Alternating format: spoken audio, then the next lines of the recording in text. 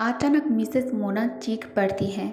हे, हे मेरी देवी जोंगकुक, तुम वहाँ ऊपर क्या कर रही हो?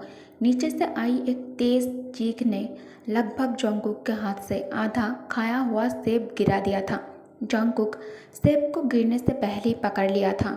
जब जोंगकुक नीचे देखता है तो उसे मिसेस मोना दिखाई देता है। मिसेस मोना अपने हाथ बांध कर जोंगकुक को गुस्से से देख रही थी। जोंगकुक होठों पर प्यारी सी बनी स्माइल लेकर कहता है, हेलो मिसेस मोना, आज का मौसम कितना अच्छा है ना। मिसेस मोना, आप मुझे फिर से देवी कहकर मत बुलाना, क्योंकि मैं कोई लड़की नहीं हूँ, मैं लड़का हूँ। जोंगकुक थोड़ा सा ग्रीट करके जल्दी से अपने एप्पल्स और किताबें बैग में डाल दिया था। मिसेस मोना ने गुस्से से आई ब्राउज ऊपर उठा लिया जब उसने जोंगकुक को ड्रेस से स्मूथली उतारते हुए देखा। इसी वक्त मिसेस मोना मिस्टर बंग की कॉटेज से वापस आया। मिसेस मोना जोंगकुक को डांट लगाते हुए कहती है, बेवकूफ़ बच्ची, तेरा दिमाग खराब हो चुकी है। शादी टूटने के कारण जो तू इस तरह पागलों की तरह बातें कर रही है, बचपन से तुम अरबिश में हो और हमारे सामने बरी हुई हो। इस तरह की बकवास मत करना कभी। अगर ओल्ड मिसेस किम और ड्यूक के मादर को इसकी भनक भी पड़ गई ना, तो तुम्हारे साथ साथ मिस्टर वांग को भी आरबिश से बाहर भेज देंगे। फिर मिसेस मोना मिस्टर वांग की तरफ देखकर कहती है, गाधे गार्डनर, ये सब तुम्हारी वजह से हो रहा है मिस्टर वांग। मिसेस मोना ने मिस्टर वांग पर चीख कर कहा। कुछ ही देर बाद जब उसने अपने बचपन को छोड़कर धीरे धीरे बढ़ने लगे थे, उसके बाद मैंने तुम्हें वार्न किया था कि उसे एक शालीनता से पाली हुई एक लड़की की तरह बड़ा करो। मैंने तुम्हें कई बार सलाह दी अपने तीनों बेटियों के अनुभव के साथ, लेकिन तुम हमेशा मेरी बातों को नज़रअंदाज करते हो। आज उसे देखो, एक बड़ी हो चुकी लड़की, एक टीचर जो बच्चों को पढ़ाने वाली है, किस तरह पैर पर चढ़ गई है। मिस्टर वंग कहता है, क्या स्कूल टीचर के लिए कोई रूल है कि वो पैर पर नहीं चढ़ सकती? एक टीचर वो होती है जो सब कुछ कर सकती है। इस मामले से हैरान मिस्टर वांग ने जोर से बोला और बहस करने को तैयार हो गया। जब से जोंगकुक अरबिश में आया था, उन दोनों के पेरेंटिंग स्टाइल कभी नहीं मिले। मिसेस मोना ये बात जोंगकुक को कहना चाहती थी कि अब वो बड़ा हो चुका है, लेकिन उसने समझदारी से मिस्टर वांग के पास जाकर कहा, देखो, ये सब तुम्हारी गलती है। तुम्हें उसकी लड़कों जैसी आदतें छोटी सी उम्र में ही मार के निकाल देनी चाहिए थी। अगर वो लड़की है तो तुम उसे इस तरह के काम कैसे करने दे सकते हो? तुम उसका बाप हो, तुम ऐसा क्यों करते हो? मिस्टर वंग कहता है, वो लड़की नहीं है, तुम जाओ यहाँ से। मिस्टर वंग और जोंगकुक दोनों एक जगह जम गए, जैसे किसी गलती की सज़ा मिल रही हो। कुछ देर डांटने के बाद मिसेस मोना को याद आया कि वो क्यों आई थी। उसने खाने का एक बास्केट उन्हें दिया और निकल गई। मिस्टर वंग और जोंगकुक एक दूसरे की आंखों में देखा, थोड़ा हंस पड़े दोनों। मिस्टर वंग कहता है, मैं और नहीं सह सकता जोंगकुक, अब से तुम्हें चुपके से पैर पर चढ़ना पड़ेगा। उसकी नज़र में मत आना तुम, नहीं तो मैं बहरा हो जाऊंगा उसकी चीख से। जोंगकुक कहता है, लेकिन अंकल, अब उन्हें पता है कि मैं लड़की नहीं हूँ। फिर भी जोंगकुक अंकल के साथ और बहस नहीं करता। ठीक है अंकल, मैं आपके लिए ऐसा ही करूँगा। सिर हिलाते हुए जोंगकुक भारी बास्केट उठाया और घर की तरफ बढ़ने लगा। उसके कंधे पर पुराना स्लिंग बैग हिल रहा था, जिसका आवाज़ उसके कदमों के साथ मिल के आ रहा था। मिस्टर वांग कहता है, वैसे भी वो पुरानी बैग अब जलानी चाहिए तुम्हें। दिन अच्छा गुजर रहा था, लेकिन शाम होते ही जोंगकुक जब कमरे में अकेला होता है, उसे तयंग बहुत ज़्यादा याद आता है। ड्यूक के सामने जाने से जोंगकुक खुद को रोक रहा था, क्योंकि वो हर बार ड्यूक के सामने अपने आप को कमज़ोर पड़ते हुए देखने से नफरत करने लगा था। क्यों ऐसा हो रहा है मेरे साथ? क्या मैं ड्यूक के लिए फील करने लगा हूँ? नहीं, वो कभी मुझसे शादी नहीं करेगा, क्योंकि उनके लिए उनकी रेपुटेशन बहुत प्यारी है। वो एक नोबल फैमिली से बिलोंग करता है और एक नोबल मैन है, और मैं एक नॉर्मल लड़का। मुझे अब उस बदतमीज़ ड्यूक के बारे में नहीं सोचना चाहिए। अब नए स्कूल सेमेस्टर के शुरू होने के बाद जोंगकुक प्राइमरी स्कूल टीचर के रूप में बच्चों को पढ़ाना शुरू कर दिया था। कभी कभी स्कूल में जोंगकुक लापरवाह हो जाता था और गलतियां करता था, लेकिन जल्दी उन्हें सुधार भी लेता था। अब स्कूल उसके लिए काफ़ी इंटरेस्टिंग लग रहा था। मिस्टर वांग, जो पहले चिंता करता था कि क्या कुकी टीचिंग संभाल पाएगा, अब थोड़ा शांत हो गया था। पर उसे पता था कि जोंगकुक के दिल के अंदर दर्द और उदासी छुपी है। वो लड़का जो एक पुरानी बैग सिर्फ इसलिए नहीं छोड़ पाया क्योंकि उसे जज्बात और लगाव था। उस दर्द को मिस्टर वांग समझता था। उसे बोगम की वैल्यू सबसे ज़्यादा समझ थी। जोंगकुक के लिए बोगम को खोना एक ऐसा घाव था जो आसानी से नहीं भरता। वो पहले उसकी सबसे अच्छा दोस्त था, फिर एक मासूम लवर बन गया था। इतना सब कुछ इतनी जल्दी हुआ था। जोंगकुक अभी भी इतनी मजबूत नहीं था कि अपने आप को ठीक कर सके। अभी वक्त नहीं आया। ये सोचकर मिस्टर वांग ने बोगम का लेटर वापस अपनी जेब में डाल दिया। रात शिफ्ट होने के बाद भी बोगम हर हफ्ते जोंगकुक के लिए एक लेटर भेजती थी। मिस्टर वांग ने पोस्टमैन से कह दिया था कि वो लेटर सिर्फ उसे ही दे। पोस्टमैन ने उसकी बात समझ लिया था। पोस्टमैन ने बिना किसी हिचकिचाहट के उसकी बात मान ली। मिस्टर वांग को पता था कि वो थोड़ा सेल्फिश था और उसका डर एक मैच्योर इंसान जैसे बिहेव नहीं करता था, लेकिन जोंगकुक को प्रोटेक्ट करने की उसकी चाहत उस गिल्ट और रिग्रेट से ज़्यादा थी जो उस लड़के को लेके था। जोंगकुक कहता है, अंकल। जोंगकुक ने हाथ हिलाया और मिस्टर वांग उसके पास आ गया। दोनों पोर्च पर एक साथ बैठ गए और एक एप्पल शेयर किया, ठंडी हवा का मज़ा लेते हुए।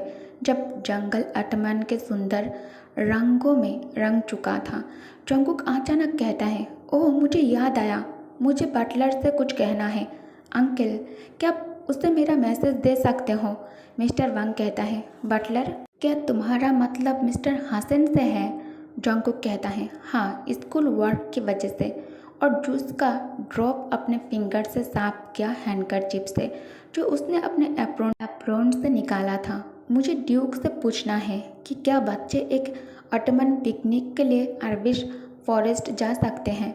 मिस्टर वांग कहता है, हाँ, सही याद दिलाया। तुम्हें पहले हसन से कहना पड़ेगा क्योंकि तुम डायरेक्टली ड्यूक से बात नहीं कर सकते। जोंगकुक कहता है, ठीक है। मिस्टर वांग कहता है, मैं उसे कह दूंगा तुम्हारे बिहाफ पर। जोंगकुक कहता है, बस इस बात का टेंशन है, कहीं ये रिक्वेस्ट रूड ना लगे ड्यूक को। मिस्टर वांग कहता है, टेंशन मत लो, ड्यूक ऐसे कामों में हमेशा जनरस होते हैं और मुझे यकीन है वो खुशी से परमिशन दे देंगे। वैसे भी ड्यूक किम तयंग तुम्हारे स्कूल के स्पॉन्सर भी है। जोंगकुक कहता है, क्या स्पॉन्सर? जोंगकुक की आंखें सरप्राइज में बड़ी हो गई। ड्यूक किम मेरे स्कूल के स्पॉन्सर है? जोंगकुक के चेहरे पर एक शौक का एक्सप्रेशन आ गया। मिस्टर वांग ने हाँ में सिर हिलाया। क्या तुम्हें अब तक नहीं पता था? ड्यूक किम ऑलमोस्ट सारे स्कूल को इस डिस्ट्रिक्ट में फंड करते हैं। जोंगकुक धीरे से कहा, आई सी, और अपनी आंखें बंद कर लिया, जैसे ड्यूक का चेहरा अपने दिमाग से हटा देना चाहता हूँ। उसके दिल का नाम ड्यूक हर जगह उसका पीछा करता था। जब भी वो चार्ल्स बार में जाती है, जोंगकुक को इस सिचुएशन को मान लेना पड़ता था। एक ऐसा सिचुएशन जो बदलने वाला नहीं था। चार्ल्स बार का राजा, ये उपाधि ड्यूक को उस शहर के लोगों ने दी थी। वो एक इम्पीरियल नोबिलिटी था। पैसा और पावर के मामले में इम्पीरियर के परिवार के बराबर था ड्यूक के परिवार। वो सिर्फ एक प्रतिनिधित्व नहीं बल्कि चार्ल्स बार समझ का गर्व भी था। मिस्टर वांग कहता है, क्या प्रॉब्लम है ड्यूक से? उसकी एटीट्यूड वाली फियांसे ने फिर से कुछ कहा क्या तुम्हें? जोंगकुक ने सिर हिलाया, हैरान होकर मिस्टर वांग के सवाल पे। जोंगकुक कहता है, नहीं, ऐसा कुछ नहीं है। फिर से उसका चेहरा, उसकी आंखें और उनके बीच के वो दम घुटने वाले पल एक एक करके जोंगकुक के जहन में बस गए थे और फिर से घूमने लगे थे। और फिर एनेक्स के बेडरूम के अंदर जो कुछ भी हुआ था, सब कुछ। जोंगकुक कहता है, चलो अंकल, चाय पीते हैं। अचानक फिर से उसे चक्कर आने लगता है और उल्टी जैसा फील होने लगता है। जोंगकुक तुरंत भागकर किचन में आ जाता है। इससे पहले कि मिस्टर वंग कुछ कह पाता, उसने चाय कप में चाय डाल लिया, मिसेस मोना के बनाए हुए केक को काटा और सर्विंग प्लेट में रख दिया। दिन ढल रहा था और रात घर में घुस रही थी, पर जोंगकुक ने लाइट जलाने में हिचकिचाहट दिखाया, जैसे अंधेरे में अपनी थकान छुपाना चाहता हो वो। दूसरी तरफ ड्यूक किम तयंग जियोन जोंगकुक को पाना चाहता था, लेकिन बिना जल्दबाजी के। अचानक मार्क कहता है, मिस्टर जियोन वहाँ है। मार्क हंसा जब उसने जोंगकुक को स्टूडेंट्स के साथ सड़क पर आते हुए देखा। अब जब जोंगकुक एक समझदार एडल्ट और स्कूल टीचर बन चुका था, आर्विश के लोग उससे मिस्टर जियोन कहते थे। सबको पता चल गया था कि जोंगकुक एक बॉय है, कोई गर्ल नहीं। ड्राइवर ड्यूक के उद्देश्य में कहता है, आज इनका पिकनिक डे लग रहा है। ड्यूक के दादी ने लोकल स्कूल के बच्चों को आर्विश फॉरेस्ट में अटमन पिकनिक के परमिशन दी थी और ड्यूक के मादर ने भी इस आइडिया को हाँ बोला था। तयंग उन बच्चों को देखा और उसे याद आया जब जोंगकुक पहली बार आर्विश में आया था। वो एक बच्ची थी जो जंगल में घूमना पसंद करती थी। अब वो कितनी समझदार टीचर बन चुका था। तयंग कार के विंडो से हंसी के साथ उसे देख रहा था जब कार उनके पास से गुजरी। उसके बाद भी जोंगकुक का चेहरा तयंग के जहन में बना रहा। आजकल जोंगकुक को तंग करना तयंग का मनपसंद टाइम पास बन गया था। जोंगकुक जितना उसे नज़रअंदाज करता, तयंग उसे उतना ही ज़्यादा तंग करता। जितना वो उसे सताता, उतना ही उसकी प्रतिक्रिया स्ट्रॉन्ग होती। जोंगकुक के हर रिएक्शन, शर्म, गुस्सा, डर उसके लिए एक नया मज़ा बन गया था।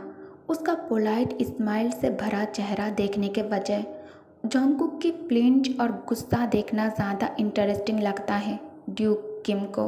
पिछले वीकेंड वो दोनों मेंशन के ग्लास हाउस में टकरा गए थे। जोंगकुक अपने अंकल के साथ गार्डन साफ कर रहा था। जैसे ही उसने तयंग को वहाँ देखा, उसका चेहरा सफ़ेद पड़ गया।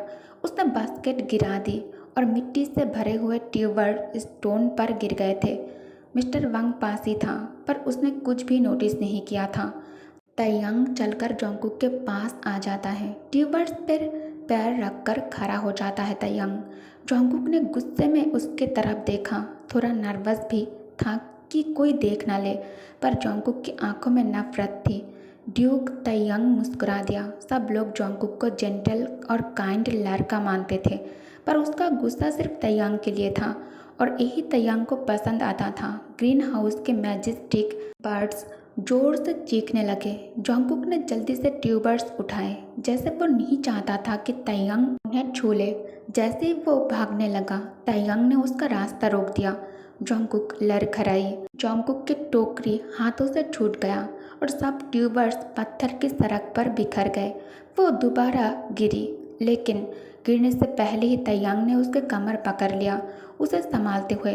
उसे याद था कि उस वक्त जोंगकुक कितना डर गया था, कैसे उसने अपने मुंह पर हाथ रख लिया था ताकि चीख ना निकले। फूलों का मौसम कब का बीत चुका था, लेकिन उसके जिस्म से अब भी गुलाबों की हल्की सी खुशबू आ रही थी।